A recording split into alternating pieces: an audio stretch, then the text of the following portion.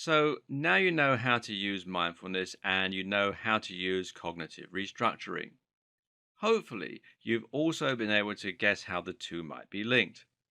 We use mindfulness in order to identify the negative thoughts, and then we apply cognitive restructuring in order to change them. This has been used for a while now in order to treat things like phobias, anxiety disorders, addiction, and much more. But what if you don't have any of these problems and you're completely fine?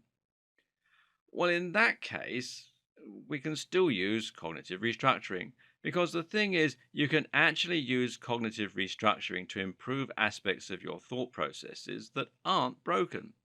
In other words, this isn't just a tool for healing, but also a tool for self improvement. And there are countless ways you can use it to make yourself calmer, more confident, and more productive.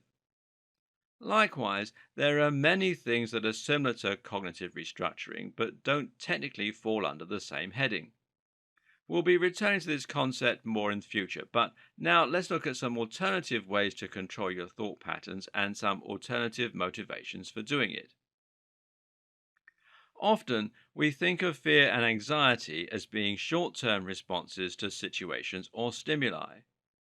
But in fact, our fear and anxiety can be much longer term and affect our decision making, goal setting, and decisions. Tim Ferriss proposes a concept called fear setting in his book, The 4 Hour Workweek, as a tool you can use to overcome your fears and thereby start getting what you want out of life. So, let's say you're thinking of starting a new job, taking a career break so you can go traveling, or starting your own business. You've been thinking of doing these things for a long while, but the problem is you're too afraid to do it because you think you'll end up without a job, without a partner. Surely, if you leave your current job to go traveling, you won't be able to get a job on your return. And the longer you're unemployed, the more unemployable you'll become. Eventually, your partner will become sick and tired of scraping by because of a stupid decision you made, and they'll leave you. Then your house will be repossessed, and you'll end up homeless and alone. That might all sound very over the top, but this is the kind of thing we actually think on an unconscious level all the time. And the reason we think it is that humans are naturally very risk averse. We evolved in the wild where risk would generally mean lions. As such, we learn to become more sensitive to risk and to defend our assets more than go after new assets. But today, risk is very rarely anything life threatening. More likely, risk will mean getting shouted at, but we blow it out of all proportion because we're risk averse people. By now, you should hopefully be able to guess what's coming next. Thought challenging. We're going to take these beliefs and fears and challenge them by looking at just how realistic they are. And Tim Ferriss's technique is perfect for this. So, first, think about what it is you want to do and why you want to do it. Now think about all the things that are right now holding you back from taking the plunge and giving it a go. If we're talking about taking a career break, then your list of fears and reasons might look something like this. Now's not a good time. You don't have any money. You don't want to leave your partner for that long. You're afraid your job won't be there when you get back. You're afraid you won't be able to find subsequent employment. You're afraid you might ultimately end up destitute, in debt, or homeless. Now, let's assess each of these beliefs. To do that, we're looking not only at how likely they are, but also how you'd cope if they were to happen. Think of contingencies and things you can do to prevent them from being likely. Okay, let's look at the first one. Now's not a good time, you don't have much money. Well, there's never actually a good time, and if you travel smart, you don't need much money. You can work online while you travel. You actually won't need that much money, and now is probably better than later. Okay, you don't want to leave your partner for that long. Well, they probably don't mind. If it's important to you, then it's something you have to do. It's preferable to feeling resentful towards your partner because they prevented you from seeing the world. And why not take your partner with you and go traveling together?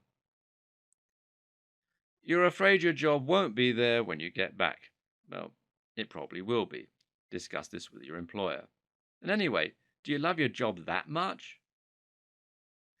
You're afraid you won't be able to find subsequent employment. This is highly unlikely. If you're skilled, then travel will simply add to your CV. You could even find a new job and agree to start later on. If necessary, then you can take a part time job or start a side business to tide yourself over. You're afraid that you might ultimately end up destitute, in debt, or homeless. Well, you can live on savings for a long time. You can earn money in other ways, and you probably have parents or friends who would take you in long before you came homeless. Now think about the alternative. Do you want to never go traveling? Do you want to spend every single day stuck in that office without ever accomplishing the things you want to accomplish? Let this motivate you more than the fear, and now make the decision to take the plunge. The same technique can help you to make the decision to start a new career, to move country, or to do the countless other things that you've been dreaming of doing. So, in this case, we have used thought challenging again to break down our fears so that we can go after whatever we want in life. But another method you can use is to acknowledge those fears as real, but just find a strategy that minimizes the risk. In this section, we'll look at a technique you can use to do this in dating, one that will give you the confidence to approach and date anyone. So, let's say you're the average awkward guy, for argument's sake. You go to bars regularly with friends, hope it's a pull, but you're too afraid to approach the people on the dance floor. Why? Because you're worried they'll reject you and you'll end up feeling incredibly awkward. That's a genuine concern, although we could ask why it matters. So it's hard to deny it out of hand. The simple solution? Minimize the risk and remove your likelihood of failing. To do this, you can simply assess the situation before you approach anyone. So hang back away from the bar and chat with friends. As you do, look around the place for people you're interested in, and if you see someone, smile at them while making eye contact. If they're interested, then you can bet they're going to smile back. And if they're absolutely not interested, well, they'll probably just look away and you'll know about it. But in either situation, you haven't lost face and you can still hold your head high. There's nothing to be afraid of. If they smiled, though, then you can probably relatively safely approach them. Now, that doesn't mean they're necessarily into you, but it means at least they're open to the idea of chatting with you. So, the next step is to head over in your group of friends and talk to their group of friends. Don't speak to them only. Speak to the whole group so you simply come across as someone friendly, outgoing, and interesting. Likewise, let your friends mingle with their friends too. When you get a moment, try to spend a bit more time chatting with the person you were initially interested in and who gave you the go ahead to come over. If the conversation is going well with the person you're interested in, then you can step it up one more notch by simply offering to buy them a drink. This is a very clear signal that you're interested in them, and so they probably won't say yes unless they're interested back. Now they're away, you can talk to them on their own and assess the situation. Finally, ask if they want to dance, and if they say yes, take the same approach. Dance more and more closely until eventually you're completely sure it's okay to make the move. In this situation, you've now approached someone attractive in a bar, but at no point is there any danger of rejection. If they don't want to talk to you, they won't smile. If they aren't interested when you come over, they'll make excuses and you can talk to their friends.